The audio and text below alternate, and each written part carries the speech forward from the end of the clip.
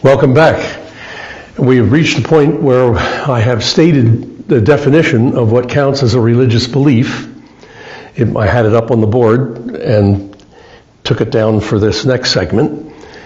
But just to review and remind you, a belief is religious if and only if it is a belief in something as divine, that is self-existent, the divine reality that produces everything else, or it's a belief in how the everything else depends on the divine, or it's a belief about how humans come to stand in proper relation to the divine, where the divine is whatever it is that everything else depends on, however that's conceived.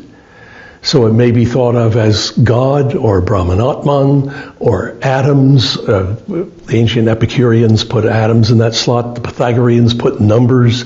There are all kinds of candidates for the divine reality that everything else depends on.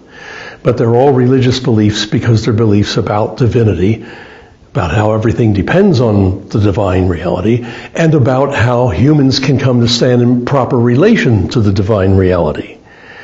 So now I'm going to take up objections to this definition and try to cover most of the main ones that usually come up and show you why they don't work, they don't succeed. Let's take the first one that says, look, there are a lot of gods in different religions that don't fit this definition. Just think about the gods of ancient Greece. There was Zeus and all his cohorts, Dionysius, and so on. None of these were beings that produced everything else. They didn't do that at all. The same thing about the gods of Rome. There's Jupiter and Neptune and so on, the whole host of them. And none of them is the creator of everything else. That just doesn't work. And you're right. It doesn't matter, because those gods were not thought to be divine. They were brought into being by the divine if you look at the myths of each of those theologies. The Greek gods, according to Homer, were brought into existence out of the self-existent reality, a reality that he gives no account of the origin of, it's just there. And he calls it Okeanos. Out of Okeanos were generated the heavens, the earth, gods, and humans. So none of the gods are divine per se. They just have more divine power in them than humans do. So they can do things humans can't. And it's good to be on their good side rather than their bad side, because they can flame you up if they don't like you, and they may be able to help you out if they do. That's the way that works out. It works out the same for the Roman gods. In the Roman myths, Numen was the name for the divine. That was the power, the divine power that produced everything and was in everything. And there was more Numen in a god than a human, so the gods didn't have to die, whereas humans did. This is what lies behind and makes more sense of the claims of a number of the Roman emperors to be gods. They argued that there's more Numen in them than the average bloke in the street. Therefore, they are a god even though they have to die. That's their only difference from the other gods. So they called themselves mortal gods. And if you remember, a couple of them were loony enough to try to test that. The story is that Caligula went down to the ocean and ordered the waves to stop to test the extent of his divinity, how much divine power he had in him. In the Polynesian islands, you have the same thing. There are gods, but then there's this divine power called mana that's in everything. The gods have more mana than humans do, but if a member of your tribe can throw a spear further than anybody else and run faster, it's because he has more mana than you do. If this field produces more crops than this one, there's more mana here. That's the way that works. So it's true that in many traditions, gods and goddesses are not the creators of everything else. They are not divine per se. They are not self-existent. They were brought into existence by the divine power, which is impersonal and which can't be approached or worshipped. So you approach and try to butter up the gods by praising them and offering sacrifices and whatever to get on their good side, because that's as near as you can come to standing in right relation to the divine power. So I think that more than amply answers that objection. The fact that so many gods are not divine per se, they are not self-existent and bring into existence everything else, is the reason this definition's been missed by so many people or resisted. There's another objection that goes like this. But wait a minute. There are beliefs about something being self-existent and generating everything else. There are beliefs like that in science. You can't tell me that that's religion when it occurs in physics. And my reply is no, why not? What's the difference where it occurs? What's the difference whether you say it's some kind of quantum reality that's purely physical, that generates everything else? What's the difference whether it occurs in physics or not? Isn't it still a substitute for God? Isn't it a replacement for God? Isn't it a replacement for Brahmanatman in Hinduism, for the Tao in Taoism? Of course it is. It couldn't fail then to be religious. It's an alternative to other religious beliefs. This point is a very sore point with atheists who want to think that science is the substitute for religion. We do science instead of religion. And it's a sore point because if this definition is correct, and I think the evidence here is overwhelming, then they are not giving you an alternative to religion, but an alternative religion. They're giving you an alternative divinity belief against your divinity belief, while pretending that theirs isn't a divinity belief at all. I was explaining this one time to a fellow graduate student who was an atheist materialist, and he interrupted me and said, "Show me any belief that I hold that's religious in any sense, and I'll give it up on the spot." So after I wrote The Myth of Religious Neutrality, and I sent him a copy, and said, remember when we used to talk about this stuff? He was, at that point, he was dean of Boston Law School. And he wrote back a very nice letter. He said, I've had to take back a lot of things I said when I was a graduate student. It was very gracious of him. But the point is still that there are a lot of resistance to this definition because it means there's really no escaping regarding something as divine. Now let me make that point and make an argument for it. Think for a moment about the totality of reality. All that is has to be self-existent, either in whole or part, because there's nothing else for it to depend on. I'm letting that sink in for a minute. If we're talking about all there is, then the reason it's there is that either the whole of it or some part of it is self-existent. There's nothing else for it to depend on. So it doesn't come into being and pass away. The Hindu, Buddhist, Taoist traditions say it's the whole that's self-existent. Brahmanatman or the Dharmakaya or nothingness, those are being itself that's in everything, and it's the only real reality. So the whole is the self-existent reality. Judaism, Christianity, and Islam say, no, it's part. It's the part we call God. It transcends all the rest and has called all the rest into existence and sustains it. But one or the other of them has to be true. Either it's the whole or it's some part. And the totality then has to be or include that which is self-existent. So that old philosophical question, why is there something rather than nothing, can only be answered one way, because something is self-existent. And that's the way humans have always answered it. So it doesn't matter whether you say it's matter that's self-existent, it's space, it's mathematics, logical laws, math and physics, sensations and logic. These are all proposals that have been made in the history of philosophy. It's a long parade of mix and match combinations trying to find what it is that can explain everything else, but it itself doesn't need explaining.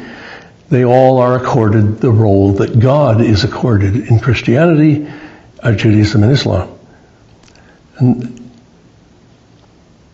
so they are all, in that respect, those are religious beliefs, whether they're embedded in a scientific theory or not. It doesn't matter where it occurs, right? It doesn't matter if it occurs in an essay in Good Housekeeping magazine or it occurs in a poem or what's the difference where it occurs? If it's a belief in something as the self-existent reality on which all else depends, that's a religious belief. And that's the only thing that they all have in common. Now let's get that straight too. Another objection is, wait a minute, pal. You're calling those beliefs religious when they occur in science. Nobody worships numbers anymore. They don't pray to them like the ancient Pythagoreans. Nobody worships matter. Nobody sings hymns to force fields or makes prayers to quantum entanglement. That's ridiculous. There's no worship. There are no rites. There are no rituals. There are no sacraments. There are no holy days. That's right. That's correct. But so what?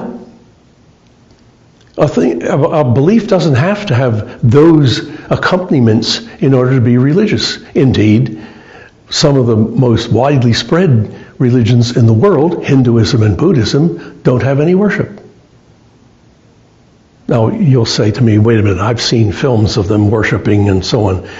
There are different forms of Hinduism and Buddhism, but each has the real theology is that of the Brahmin Hindus, and they believe that all these gods and goddesses and feast days and all that, that's all for the common people who can't understand the real theology. The real theology is that there's nothing to worship. And there are no rites, sacraments, holy days, nothing in Brahmin Hinduism. Neither is there in the purest form of Buddhism, in Theravada Buddhism, for example, or in some of the Mahayanas. Now, worship has crept into that tradition. Again, that's regarded as something for the average person. The common folk need this because they can't accept, they can't grasp the real truth, which is that the divine is nothingness. It's nothing you can conceive or think of. It's nothing you can describe. It's not personal, so there's no worship, and so on. That comes as a shock to a lot of people that find that those things that we think of right away when we think of religion aren't associated with the purest forms of Hinduism and Buddhism and Taoism. So this objection doesn't work either. There's another one that arises in the same way. I've made this point to people in presenting this, and they have said, well, I think that the difference between what you're calling a divinity belief when it arises in a science and the difference between that and when it arises in a religious tradition is that in religion, that belief is taken on faith, whereas when it's in science, it's argued for. It's a matter of theory, evidence, reasoning, coming to a conclusion. At first, that sounds plausible. I have to admit that when I get done explaining that much to you, it probably sounds right to you, and I think there are really serious reasons why it's not right. First of all, faith is not the opposite of reasoning, and that's going to be a big part of the rest of this course. What is faith? How does the New Testament use that term? We're going to be very curious about identifying that because it's striking that the word faith occurs maybe twice in the Old Testament and 146 times in the New Testament. What happened there? What's the shift? How do the New Testament writers view faith? What is it? And it's not, I will tell you this much, it's not a blind leap into the dark. It's not the opposite of being rational. On the other hand, when it occurs in science, it may be included in a theory, But nobody's been able to mount an argument that shows that what they're regarding as self-existent instead of God, matter, numbers, logical laws, nobody's ever been able to produce an argument to show that that is self-existent. They can't do it. So there's a belief without proof on the one hand, and there's a belief without proof on the other hand. But that doesn't make them totally irrational. On the one side, the scientific view of a divinity is embedded in a theory and gets its persuasiveness from the way it functions in the theory. In religion, something similar happens with what is trusted to be divine. When Christians believe in God, they turn their lives over to Him. They experience God. God is not the conclusion of a proof or argument. People believe in God because they experience God, and that's what we're largely going to talk about in this course, the experience of God. So it's not that one side is irrational and the other side's rational, and if it's on the rational side, we'll call it science, and only if it's irrational, we call it religion. That's wildly biased and false, and we'll be showing why in great detail in the rest of the course. All right, let's take another objection. This objection goes this way. When a divinity belief arises in a theory, it's used to try to explain how the world works. The divinity of numbers for the Pythagoreans, the divinity of atoms, or the purely physical reality for the tradition from Epicurus right up to Daniel Dennett. It doesn't matter. These, when they occur in theories, don't carry with them recommendations about how to live. And when they arise in religions, they can't resist that. How to stand in proper relation to God always has to do with the way you live. The way you think of how you should treat other people, the way you think of human destiny, the way you think of what human nature is. And that's very much in view in religious traditions. And it's not there in the sciences. So that's got to be a big difference. And I agree with you that is a difference, and it's important, but not crucial. For the reason is this: those divinity beliefs that occur in the sciences don't draw conclusions about how you ought to live if this is true. But that doesn't mean that their position doesn't imply beliefs about how you should live. And a great many of the thinkers who hold, say, a materialist position do exactly that. They draw the implications. They say, since it's all as matter, since humans don't have a destiny beyond this life, you seize the day. You enjoy yourself as much as you can. Your ethics maybe extends to being a utilitarian. Do whatever produces the most good and avoid whatever produces the most evil, pain, something like that. It has nothing to do, nothing remotely like the standards of ethics that come to us in Judaism, Christianity, Islam. There are real moral laws that are built into the universe by God, and by which humans are assessed and judged and will be judged by God. So there's a huge difference in how you live. The implications of a belief may not be spelled out, but that doesn't mean they can't be. The fact that the divinity beliefs arising in the sciences are concerned with how to explain this world and don't draw out the beliefs doesn't mean they can't be drawn out. It doesn't mean the beliefs don't have any such implications. And that's why it's a real difference, but not a crucial one. It doesn't show that the divinity beliefs, as they occur in the sciences, aren't religious. Well, I've been through, I think, most of the objections that have been raised to this. And I think that the objections pretty soundly fail. Let me just review those for a minute. One is that the gods, many gods and goddesses that have existed and still do in many religions, don't fit the definition of divine. And that's because these gods and goddesses are not thought to be divine per se, but are creations of the divine power and force. And the second objection, there are beliefs in divinity as you've defined it in science. Doesn't that show that that's not a character? That can't be the definition of religion. And my answer is no, it doesn't. It shows that the people who do the sciences, who want to think that they are doing them independently of all religious belief, actually have a religious belief and just don't call it that. The next objection was that when these divinity beliefs occur in sciences, there are matters of theory and reasoning and weighing evidence and coming to conclusions in a scientific manner, whereas when they arise in religions, they're pure faith, where the understanding of this objection is faith is a blind leap into the dark. You don't know that it's right. You're just supposed to take it on trust, and that's the end of it. So let me make a point even stronger about that objection. Now put it this way.